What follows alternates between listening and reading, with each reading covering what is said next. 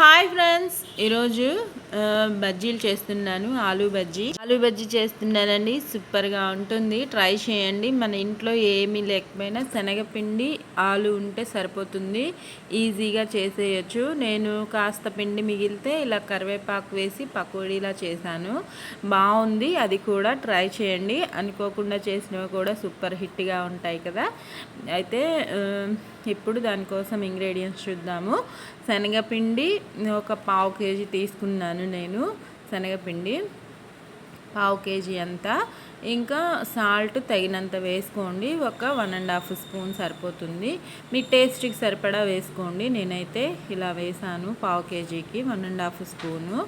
ఇంకా తగ్గించుకున్నా పర్వాలేదు, మీ టేస్ట్కి ఎంత పెడుతుందో చూసుకొని వేసుకోండి. సోడా ఉప్పు ఒక 1 స్పూను, ఒక వాము 1 స్పూను వేసేసుకొని చక్కగా మిక్స్ అయ్యేలా కలుపుకొని వాటర్ కూడా వేసుకొని కొద్దిగా వేసుకొని బజ్జీ పిండిలా కలిపేసుకోండి. నేను చూపిస్తాను కన్సిస్టెన్సీ, అలా కలుపుకుంటే సరిపోతుంది.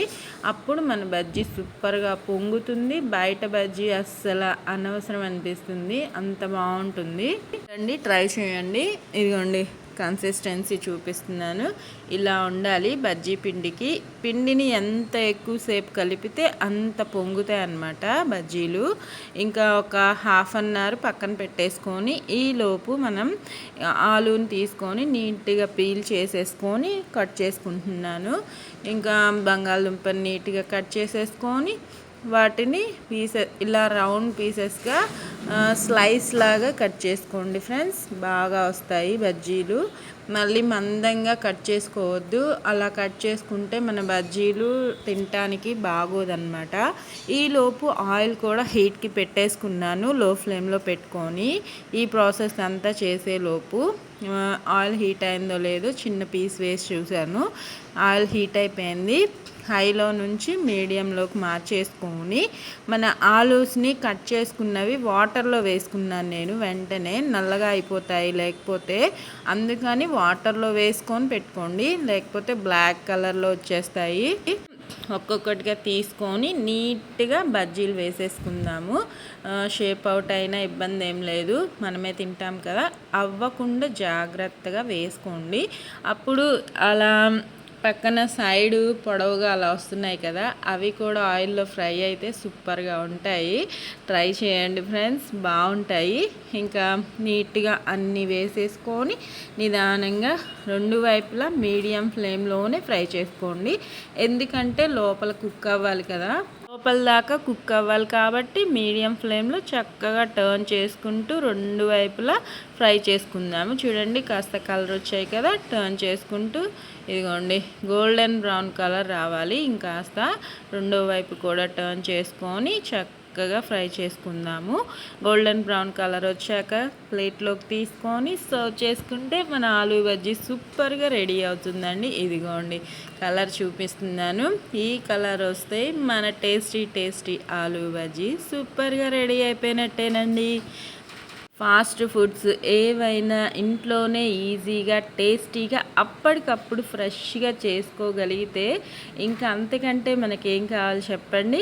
ఇంకా అన్ని ఆయిల్ వేసేసాక శనగపిండి లాస్ట్లో కొద్దిగా మిగిలింది, కలిపిన ఆ లూజ్ పిండి, దానిలో ఇంకా ఉల్లిపాయ కట్ చేసే ఓపిక లేక కరివేపాకు ఒక్కటే వేసుకొని, కడిగి పెట్టుకున్న కరివేపాకుని వేసుకొని చక్కగా ఇలా మిక్స్ చేసుకొని పకోడీలాగా వేసాను. బాగా వచ్చిందండి. అస్సలు ఈ పకోడీ నేను ఎక్స్పెక్ట్ చేయలేదు, చాలా బాగా వచ్చింది. ఇంకా అన్నంలోకి అయినా పప్పులోకి సైడ్గా భలే ఉందండి. నేను అలా చేశాను పప్పులోకి బజ్జీలు అవి. ఇంకా బజ్జీలో ఉప్పు కారం ఉల్లిపాయ నిమ్మకాయ కలిపిన మిశ్రమాన్ని పెట్టుకొని తింటే ఉంటుంది అసలు ఎంత బాగుంటుందంటే. నేను చేయలేదు, ఇంక ఇవి చేసేపాటికే అయిపోయింది. ఈ సమ్మర్లో వంటగదిలో వంట చేయాలంటే చాలా ఇబ్బంది కదా, అందుకే అవి చేయలేదు. ఇంకా మన చలికాలంలో కానీ అలా ఈ కాలమైనా తినచ్చు చేసుకునే ఓపిక ఉంటే. చలికాలంలో మనకి చేసుకోగలుగుతాం కదా ఇలాంటివి ఎక్కువగా. నాకు తినాలనిపించింది, అందుకే చేశాను ఫ్రెండ్స్. బాగా వచ్చింది. అయితే మాత్రం ఇంట్లో చేసిన ఫుడ్కి బయట చేసిన ఫుడ్కి చాలా డిఫరెన్స్ ఉంటుంది. కొన్ని కొన్ని మనం ఇంట్లో చేసుకోలేము, రావు అనుకుంటే తప్ప నేను బయట కొనుక్కోను మ్యాక్సిమము. ఇంకా మీరు కూడా ఇంట్లో ఈజీగా ట్రై చేస్తూ ఉండండి వంటలు. మీకు నా వంటలు వీడియోస్ నచ్చితే లైక్ చేయండి ఫ్రెండ్స్. ఇంకా కొత్త కొత్త వీడియోస్ వంటలు చేస్తూ మీకు చూపిస్తూ ఉంటాను. ఇంకా మీకు ఏమైనా స్పెషల్గా కావాలంటే నాకు కామెంట్స్లో చెప్పండి, చేస్తాను. పకోడీని కూడా మీడియం ఫ్లేమ్లోనే ఫ్రై చేసుకోండి, లేకపోతే మాడిపోయే ఛాన్సెస్ ఉంటాయి. చూడండి గోల్డెన్ బ్రౌన్ కలర్ వచ్చేసింది. స్టవ్ ఆఫ్ చేసేసుకొని అది కూడా పక్కన ఇంకో ప్లేట్లో తీసుకుంటున్నాను. ఆ బజ్జీల ప్లేట్లో తీసుకుంటే ఇది మిక్స్ అయిపోతుంది కదా, ఇంకా ఇది పకోడీలా అనిపించదు. అందుకని పక్కకు తీసి పెట్టుకుంటున్నాను. చూడండి ఆయిల్ ఇంకా పక్కకు తీసి పెట్టుకొని చక్కగా సర్వ్ చేసుకోవడమే. పక్కన ఒక ఉల్లిపాయ పర్వాలేదండి, చిన్న చిన్న పీసెస్ చేసుకొని తింటే చాలా బాగుంటుంది. ట్రై చేయండి ఫ్రెండ్స్.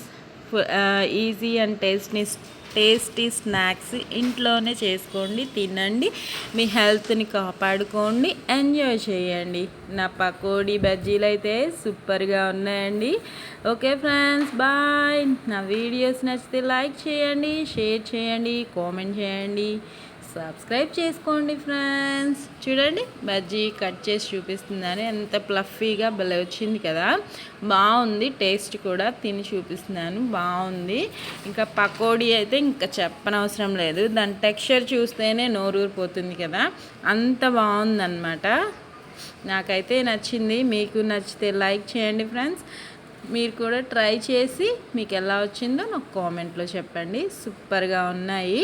నేను చెప్పడం కాదండి, ఇలాంటివి నేను చేసిన వంటలు, ఇంట్లో చేసే స్నాక్స్ ట్రై చేస్తూ మీకు ఎలా వస్తున్నాయో కామెంట్స్లో చెప్పండి.